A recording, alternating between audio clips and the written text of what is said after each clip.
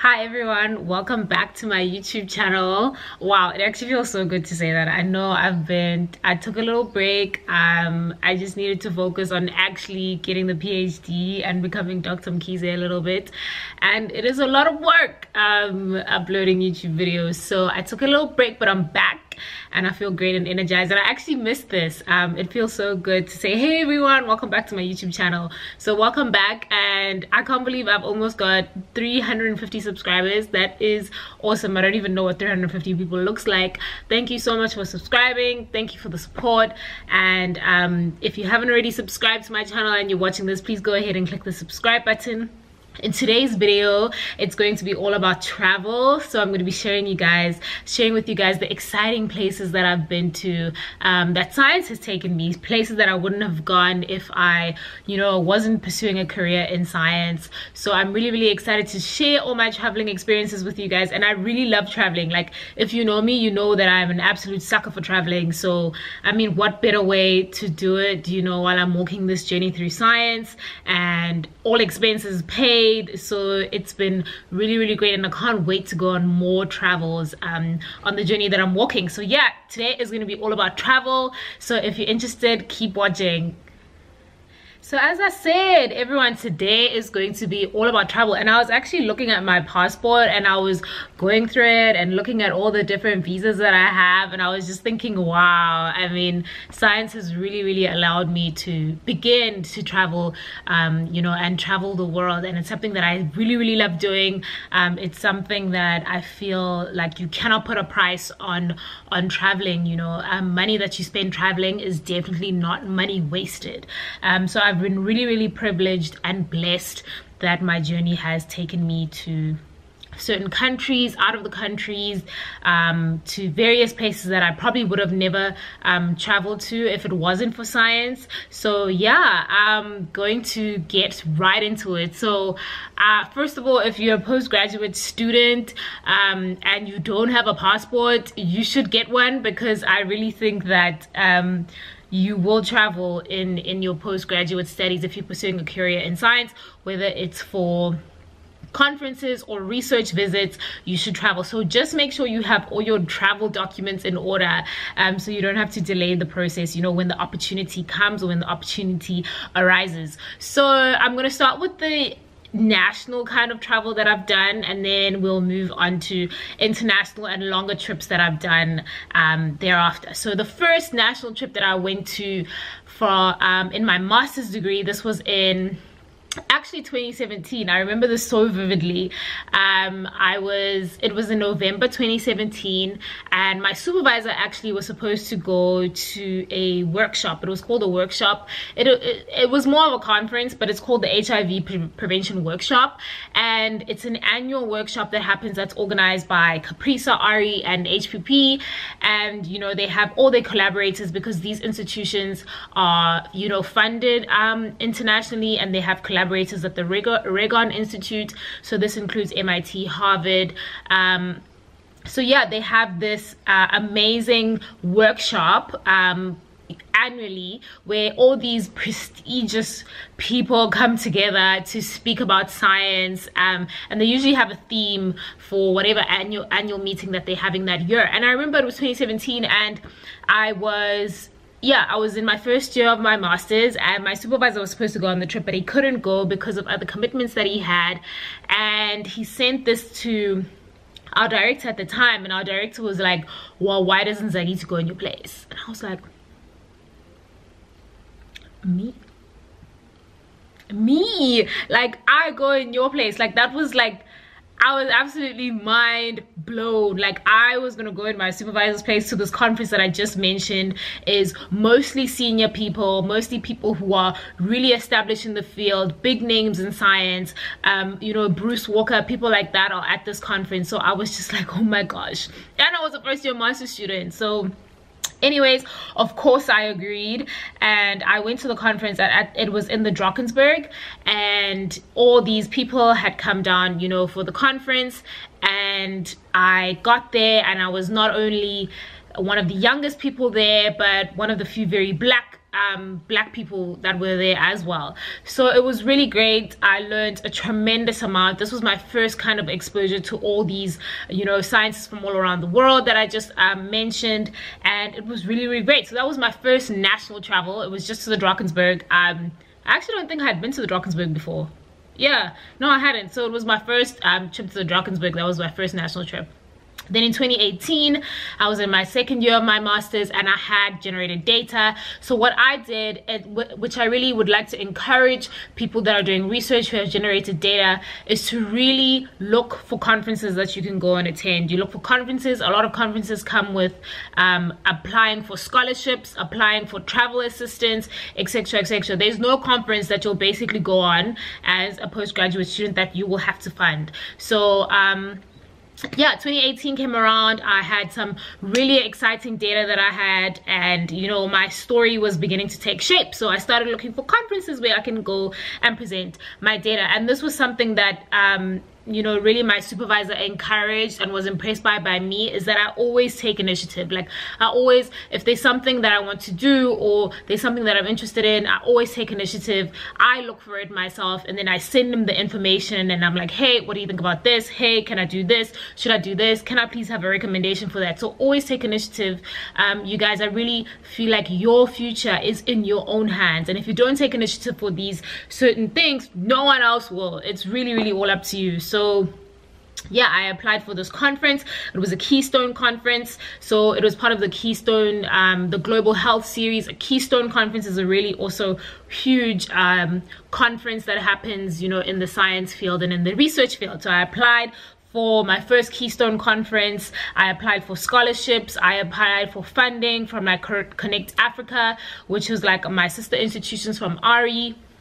I applied for travel funding from my school, so from the College of Laboratory Medicine and Medical Science. I applied for funding there, and the only thing is that with traveling, if you're going to travel to a conference, I know it applies to institutions in South Africa, because of the funding limitations that we have, is that you have to be, if you're going to go, you have to be presenting. So you have to have submitted an abstract, which is either going to be presented in the form of a poster or an oral presentation. Unfortunately, we cannot go and just attend conferences that we're not presenting at. So that's really because of a funding resource limitation in our country.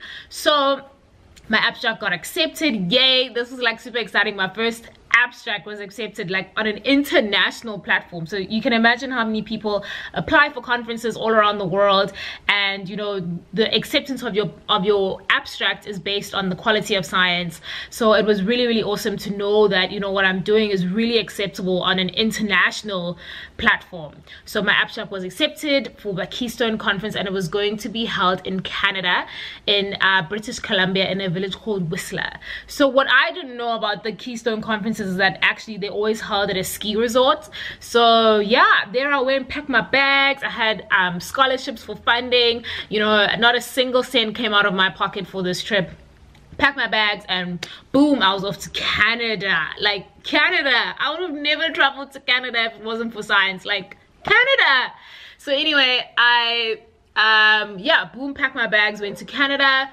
I was one of the only people in my organization that was attending this conference. So as much as I'm going to Canada, which I've never been to before, I'm going alone with no one, you know. So that was a little bit scary, but I really love to travel, and I absolutely jumped at the opportunity. Boom, I was off to Canada, and I arrived in Canada, in Vancouver, only to find along the way that there were my other colleagues who were postdocs and PhD students who were also attending the conference, but were from a different organization. But obviously we all know each other because we're on the same campus. So yay, I wasn't alone, but I was the only female among them, and probably the most junior student because they were PhD and postdocs. So got to the conference. It was called the Keystone Symposia. It was joint with TB, so it was HIV and co-infections conference.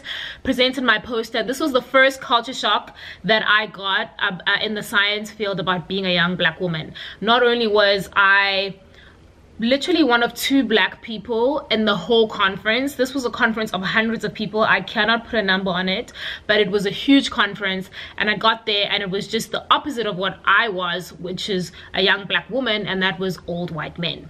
So literally that was all that was there. I remember interacting with people, and people were like, wow, you're only in your master's year and you already get to travel to conferences and present data. Like, that is super, super cool. That was my first international travel to Canada. First culture shock ever, you know, about being in this field that I'm in, being a really white dominated space. So boom, I applied for my next conference also in 2018, and this was a retrovirology conference in Belgium, in Leuven, in a city called Leuven.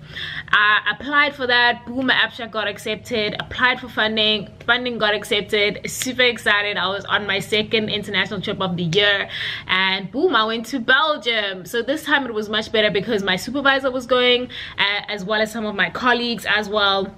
So it was super exciting. Belgium, I probably would have never visited as well. I'm not just saying this. I probably would have never visited if it wasn't for science as well. Belgium is definitely not a country that was on my bucket list, but I'm so grateful that I got to go there. It is beautiful. It's a beautiful, beautiful city. I will try and insert pictures, you know, as I go along this sit down with you guys, telling you about all my travel experiences. Beautiful city. I would have never traveled to Leuven, which is also a beautiful city. So I went there, presented my poster presentation at that conference as well. So that was my first 2 international trips because of science in 2018. And then last year, in 2019, I was going on my first research visit. So sorry, the conferences were each about 4 or 5 days. So I spent about 4 nights in Whistler, which was a ski resort. It was super cold, it was snowing. And then in Leuven in Belgium, which was much warmer. And I also spent about 4 nights there as well. So then I went on a longer trip, which was a research visit, which was 4 months, to San Francisco in California. I had been to California before. I'd been to LA for not science purposes, so I was really excited to go back to California because I wanted to see more of it. And San Francisco was also probably not a city that I would have visited for that, you know, long period of time, but I was on a research visit there at the Gladstone Institute, which I've mentioned before in my previous videos, for 4 months. So I went to visit a lab which specializes in HIV transcription. And this was the first time I was visiting a city and I had to quickly adapt. So in the other conferences that I attended, it was really just to attend the conference. You know, I did some sightseeing, I did some things that I probably would have never done, you know, if I wasn't there and if it wasn't for, you know, science taking me there. But here I had to really go somewhere and integrate, you know, into society and into the community and be like a citizen of that place. So I went to San Francisco. I had to quickly adapt, you know, to public transport, to everything, because I was there for an extended period of time and I'd go to the lab every day, etc., etc. So that was also, you know, a city that science took me to. Yeah, so that's been the travel that I've experienced thus far, that science has really taken me to all these different countries. And like I said, it's an amazing opportunity to travel. Whenever you're given the opportunity to travel, you should really take it with both hands. And it's, you know, it's such a beautiful cultural experience, and I feel like it really makes me grow and be more open-minded about certain things, because I've seen how, you know, things happen in different countries. So it's really a great experience to have, and that's to be able to travel. I really am grateful for that opportunity. So yeah, San Francisco will be my last one. I know I have many more cities to come, and I'm super excited for that. It's just that the lockdown has kind of you know, hindered me traveling, because I had travels planned and coming up. So yeah, I mean, I'm attending my first virtual conference. So that's the AIDS 2020 conference. It was meant to be held in Oakland in California. I actually got a scholarship for that and everything, so I would have been traveling back to California to present at the AIDS 2020 conference. But Miss Corona baby was like, no, you know, I think you should stay in South Africa for a while. Anyway, so yeah, I'm gonna be attending my first virtual international conference, so I'm super excited for that. I'm gonna be doing that next week. And yeah, that brings me to the end of my video. I hope you enjoyed the video. If you enjoyed this video, please give it a thumbs up, and if you've made it to the end and you're still watching and you haven't subscribed to my channel, please go ahead and click that subscribe button. So thank you so much for tuning in, everyone, and I'll see you guys on the next video.